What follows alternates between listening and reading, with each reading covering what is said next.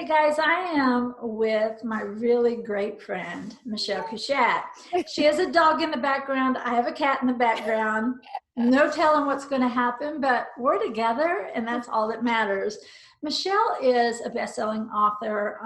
Honestly, I have every one of her books on my shelf.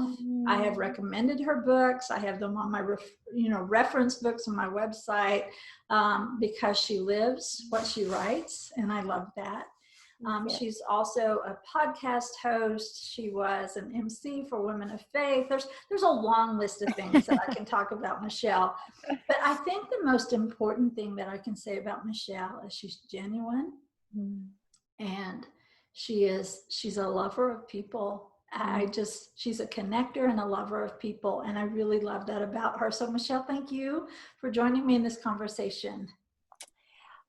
I have a lump in my throat when you said she's a lover of people. If there's like one thing I want to be known of, is somebody that loves people well. So thank you for that. I'm so glad to be here. And my affection for you is just sky high. Always has been. You know right that. Back at you. Right back at you. We haven't got to hang out together except for like this. So we're deciding that we're going to talk more like this, and you just don't get to be a part of it. So I'm going to love that. But today you do. And Michelle, whenever I was interviewed last week on a podcast for Joykeeper, and they asked a question that I didn't really see coming. And she said, how did you redefine joy? Like, what made you redefine joy? And I said, sorrow. Sorrow made me redefine joy. And I think one of the misconceptions about joy is that that you can't have sorrow and joy at the same time. But what I believe is that joy is actually birthed out of sorrow. What do you think? Absolutely agree. I think we think if we have any sadness or any sense of disappointment or doubt or despair or whatever, then we are somehow complaining, griping, we're negative, we're not happy, we're not content. And so what that did is, when I used to think that, is I had this whole shame message. So if I felt any negative emotion, sadness, whatever, then I thought, shame on you for not trusting God more. And that's just a bunch of garbage. Yes. Yes. Can I say that? Yes. Yes. And all I meant it. Yeah. I mean, joy and suffering, joy and sorrow are simultaneous. They're not sequential. They are not mutually exclusive. In fact, each make the other that much more profound. The depth of sorrow. It's like the verse in the Bible that talks about, the one who has been forgiven much loves much. It's the one that had the greater need of Jesus's grace that had the extravagance of the love that came on the other side. It was the awareness of depravity and sorrow and loss that made the love so significant. And the same is true for sorrow and joy. It's the depth of sorrow that makes the joy all the sweeter. That's so good. Two of the definitions that I found as I really researched and dug through this in a time where sorrow was great, sorrow was deep.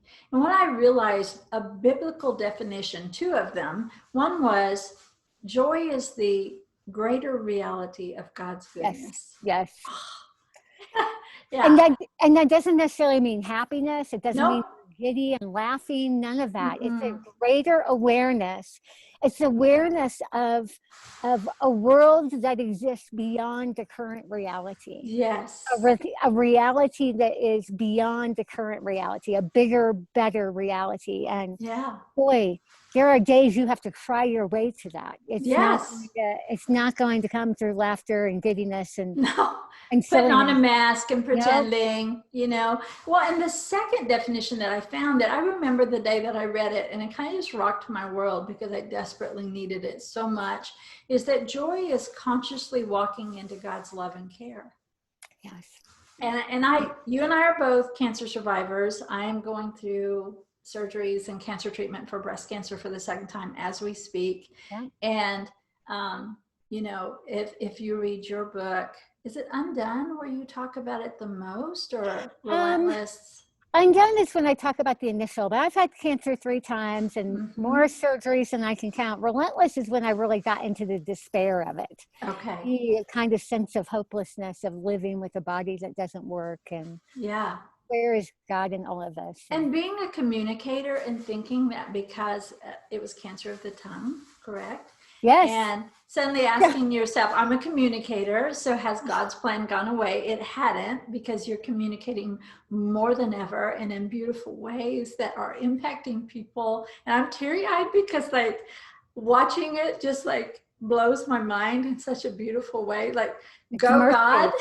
I know, exactly. It's like, I would have never been able to dream this up, right? It's nothing but extravagance from God. It's a painful extravagance, but it's extravagant.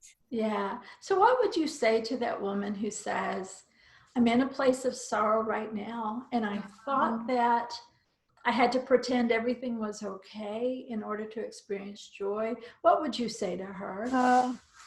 I would tell her to crawl up to the foot of the cross.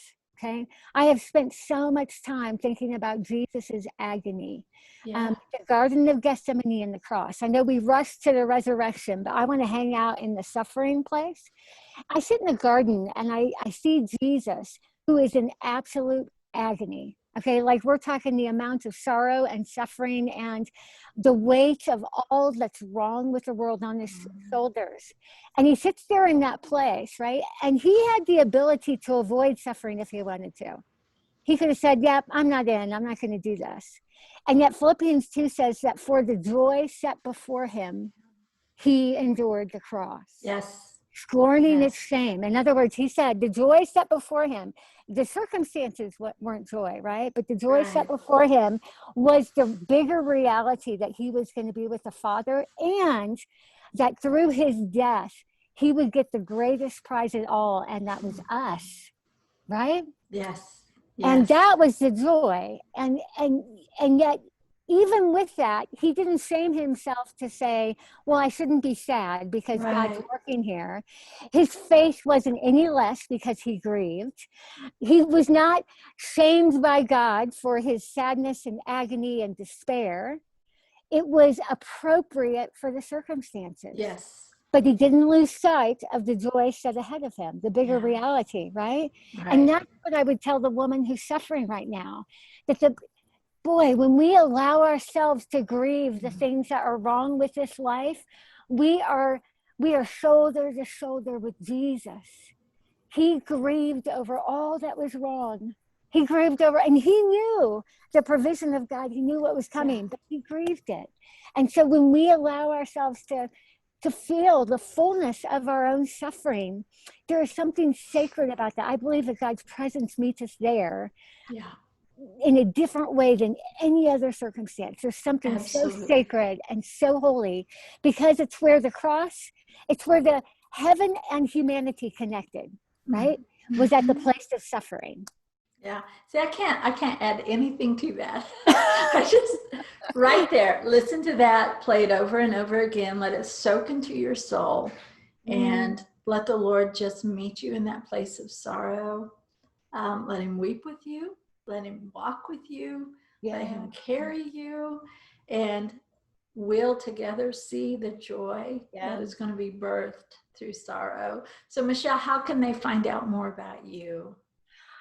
One thing before I tell you that. Yeah, sure. To remember is sorrow is worship too. You're just getting better. It's so important. And I didn't know that. I thought if I was going to worship God, I needed to be nothing. Sorrow is worship too. God grieves. God grieves, which is why he's given everything to redeem us. So it's okay. Sorrow is worship too, and God meets us there. So that's beautiful. I can be found very easily at my website, michellekashat.com. And all my social media outlets are there. I'm only on social media a little bit these days because the whole world is on fire, and I'm working really hard to take care of my soul. Yes. And so I'm only on a little bit here and there, but I have a whole podcast about suffering and faith, a 15 episode that goes along with my book, Relentless. And if that would help anybody, it's free and it's on my website. That's awesome. Well, we need relentless. We need to be relentless. Yes, God is relentless, and it helps us be a joy keeper. And yes, totally. yeah, so thank you, Michelle, for joining me today. And I'm just going to hold on to that word because it just like pierced my heart like an arrow. Sorrow is worship.